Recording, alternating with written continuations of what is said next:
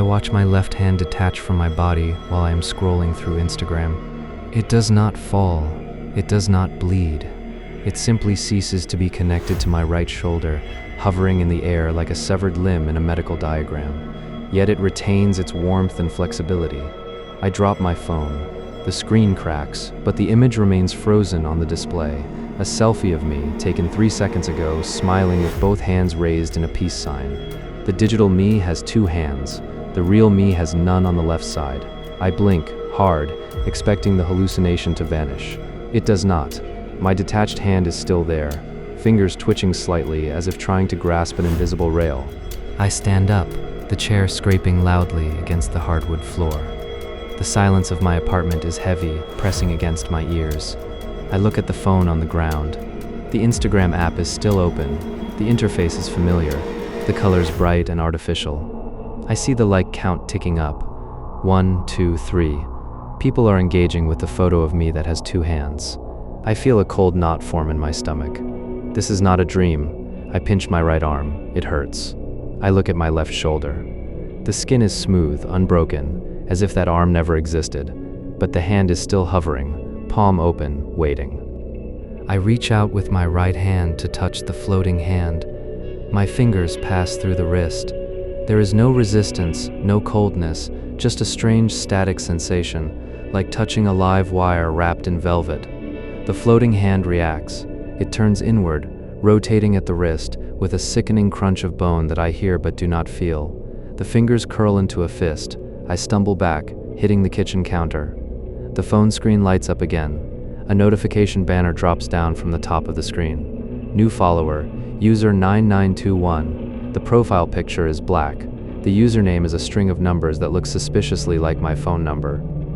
I try to pick up the phone. My right hand shakes so violently I can barely grasp the edges. I unlock it. The app crashes. I force it to reopen. It loads instantly. The feed is gone. In its place is a single story from user 9921. It is a video. The video shows my living room from the perspective of the ceiling corner. I am standing there, looking down at the phone. In the video, I have 2 hands. I am waving at the camera. The real me raises my right hand in a weak, terrified wave. The video me waves back, but the motion is delayed, lagging by seconds, as if the digital version is trying to catch up to reality. I drop the phone again.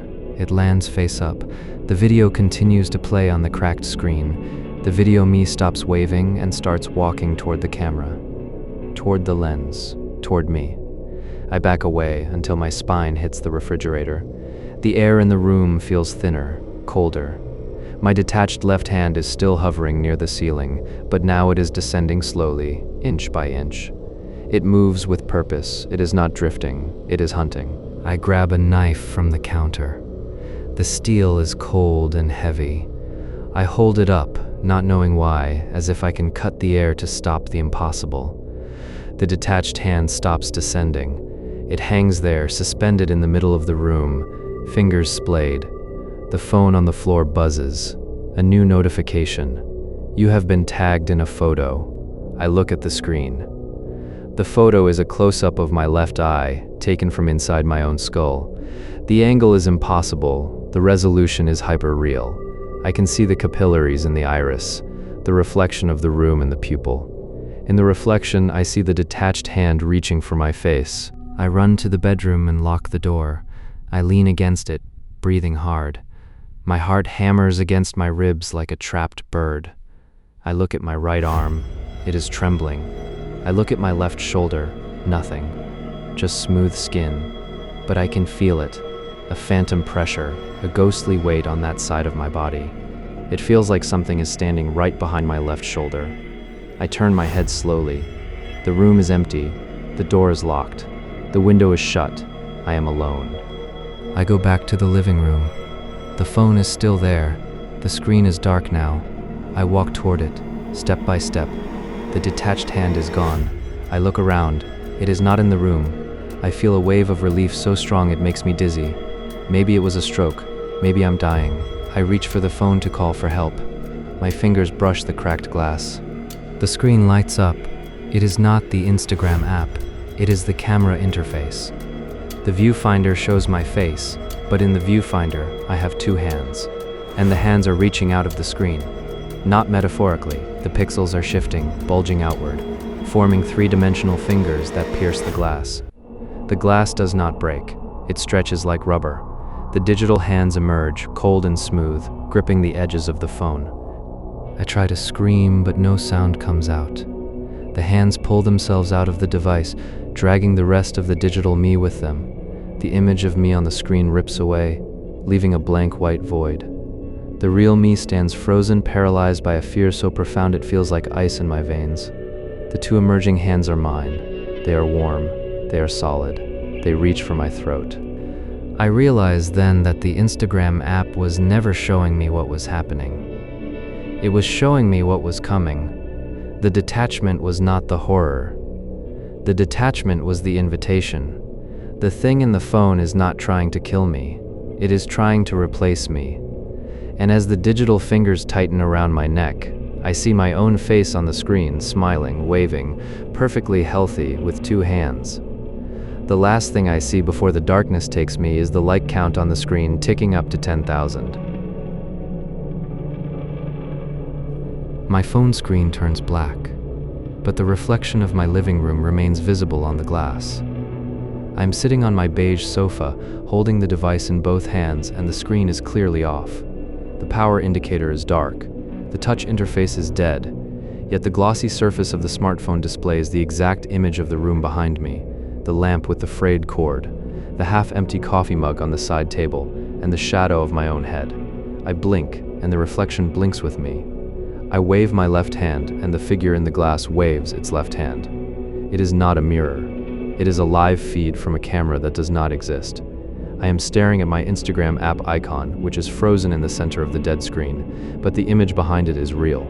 I drop the phone onto the cushion. It bounces lightly, landing face up. The image on the screen does not change. The reflection continues to show the sofa, the lamp, and the empty space where I just sat. I stand up, my heart hammering against my ribs, and walk around the coffee table.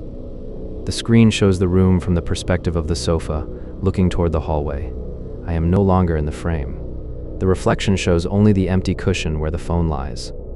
I feel a cold prickle at the base of my neck. This is a glitch. It has to be a glitch in the Instagram app, some weird augmented reality bug triggered by the ambient light sensors. I pick up the phone again. The screen is still black, but the image is still there. I tap the home button. Nothing happens. The screen does not wake up. The reflection remains perfectly still, capturing the room from a fixed angle. I try to force a restart by holding the power and volume buttons. The phone does not respond. It feels warm, unnaturally warm, like it has been running a high-performance game for hours. I look closer at the reflection. In the image on the screen, the coffee mug on the table has moved. I know I did not move it. I am standing 3 feet away from it. In the reflection, the mug is tilted, spilling dark liquid onto the white surface. I look at the actual table. The mug is upright, full of cold coffee. The discrepancy is subtle but undeniable. The phone is showing a version of reality that is slightly out of sync with my own. I feel a surge of nausea. I set the phone down on the table, facing away from me, so I do not have to look at the impossible image. I retreat to the kitchen to get a glass of water. My hands are shaking so badly I spill a few drops on the counter. I stare at the faucet, trying to calm my breathing. Why is this happening? Is it a hacked device? A sophisticated prank? I check my Instagram app. It is not open. I did not have it open when the screen went black. I unlock the phone. The screen is still dark. The reflection is still there. I am standing in the kitchen, and in the reflection on the phone, I see the kitchen behind me, but in the reflection, the lights are off. In reality, the kitchen is brightly lit by the overhead LEDs. I turn on the lights. They do not change in the phone. The phone shows a dark room. I turn them off. The phone shows a bright room. The two realities are decoupling. I realize with dawning horror that the phone is not just reflecting the present. It is reflecting a future, or perhaps an alternative. I look at the reflection again. In the dark kitchen of the phone, something is moving in the corner. It is a shadow, tall and thin, standing between the refrigerator and the wall. It is not there in reality. I turn around slowly. The kitchen is empty. I look back at the phone. The shadow is closer now. It is standing directly behind the reflection of my kitchen chair. I feel a sudden, sharp pain in my ear. It feels like pressure, like air being pushed out of a vacuum. I drop the phone. It shatters on the tile floor. The glass cracks, spiderwebbing across the display. The image does not disappear. The cracks distort the view, but the scene continues. The shadow in the dark kitchen is now standing right in front of the chair. It has no face, just a smooth, pale surface where features should be. It is looking at the camera. It is looking at me through the broken screen. I cannot look away. The pain in my ear intensifies, becoming a high-pitched whine that makes my teeth ache. I try to step back, but my feet feel heavy, as if the floor has turned to tar. The shadow in the phone raises a hand. It points at the camera. I realize the phone is not just showing me, it is connecting me. The boundary between the device and the room is dissolving. The whine in my ear becomes a voice, not heard but felt in my skull. It is a low, guttural sound, like stone grinding on stone. The cracks in the screen begin to glow with a faint, sickly green light. The shadow steps out of the dark kitchen in the reflection. It is climbing out of the phone. Its limbs are long and jointed incorrectly, bending in ways that make my eyes water. It pulls itself up from the broken glass, its fingers digging into the plastic frame. I run to the door. It is locked. I did not lock it. I try the handle, but it will not turn. The knob feels hot, burning my palm. I scream silently, my throat tight with terror. Behind me, the sound of wet footsteps on tile echoes in the kitchen. I do not want to turn around. I know what is there. I know what is coming out of the phone. The green light from the shattered screen illuminates the kitchen, casting long, jagged shadows that move independently of the furniture. The shadow figure is now fully out of the phone. It stands in the center of the room, its head tilting at an unnatural angle. It has no mouth, but I hear the voice clearly now. It is speaking my name. It is speaking the name of the account I follow. It is speaking the name of the person who posted the last photo. I look at the phone one last time. The screen is still alive, still glowing. In the reflection, I see myself standing in the kitchen, terrified. But I am not in the reflection. The reflection shows an empty room. The phone has replaced me. I am the image now. I am trapped in the glass, watching my body walk toward the shadow. My body smiles, a wide, impossible grin that stretches the skin too tight. It picks up the phone, the broken device that holds my consciousness. It looks at the screen, at the terrified face of the person trapped inside. It taps the screen with a finger that is too long, too pale. The view shifts. I am no longer looking at the kitchen. I am looking at my Instagram profile. The follower count is rising. One new follower. It is me. I watch my reflection in the black mirror of my phone screen, but the reflection does not blink when I do. The device is warm against my palm, the glass smooth and cool, yet the image staring back at me remains static, while my own eyes dart around the room in panic. I tap the side button to lock the screen, and the display goes dark, but the face in the glass does not fade. It stays there, pale and unmoving, trapped behind the layer of tempered glass. I drop the phone onto the duvet, heart hammering against my ribs, but even from this angle, I can see the outline of that face on the dead screen. It is not a trick of the light. It is not a reflection of the lamp behind me. It is my face, but wrong. The eyes are too wide, the mouth slightly open in a silent scream that has lasted for 10 seconds. I pick the phone up again, my fingers trembling so violently that I almost drop it. The screen is off, completely black, yet the face is visible. I breathe out slowly, trying to rationalize what I'm seeing. It must be a reflection of the room behind me, distorted by the curvature of the glass.